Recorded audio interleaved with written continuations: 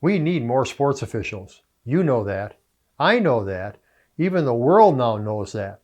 The shortage has never been more acute and long-term, at least in my memory, which covers the past 50 years.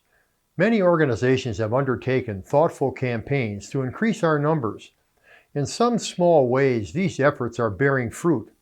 But truth be told, a key to improving the health of the officiating industry is going to be our ability to induce into officiating prospects from what are currently being called underrepresented groups. I grew up in this business when there was zero thought being given to reaching out to such groups. That was the history of officiating in this country. Now that has changed. The shortage is just a minor player in this change. What is fully at work is more significant and lasting. Under the general rubric of identity, we are now witnessing an incredible amount of attention being focused on the identities of those who officiate. Now, I have an abiding sensitivity to this topic, albeit with its limitations, because I'm a white guy looking from the outside in. I gained that sensitivity for a couple of special reasons. The first was that for more than 10 years, my dad ran the Little League baseball program and the Biddy basketball program in our town. He was always going into the neighborhoods of the underrepresented to convince many of those kids to come play baseball or basketball and then come and have some dinner at our house. A second influence was the fact that in my immediate postgraduate period after college, I spent some years working in the minority affairs department for a major corporation in Milwaukee. I was the minority, in quotes, in our department.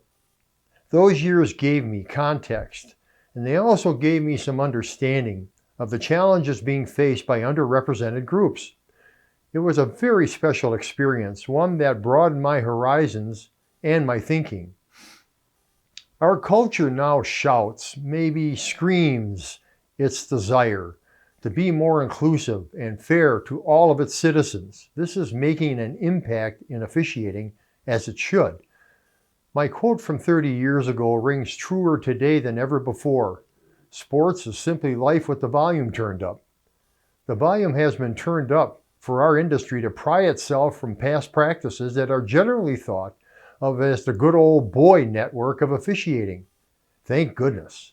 In many ways, the progress we have made is exemplary. We should be proud.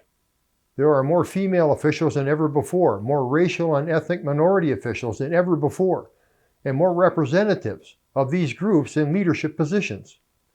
But let's not fool ourselves. Just playing the numbers game will not result in anything more than a window dressing result.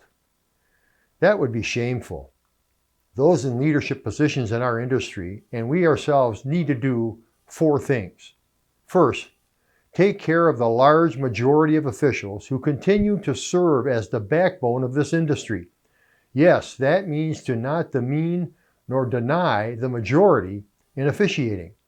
Second, believe in and welcome the special efforts to recruit, train, and retain underrepresented groups. Third, accept that how we might have been judged in the old days is not fully operant nor even appropriate today. That getting 97% of the plays right alone isn't a ticket to the state tournament or national finals.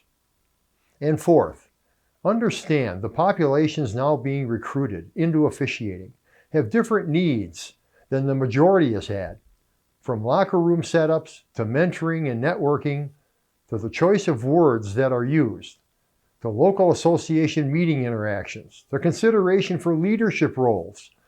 These differences must be addressed in advance for us to have a chance at becoming a modern and welcoming industry.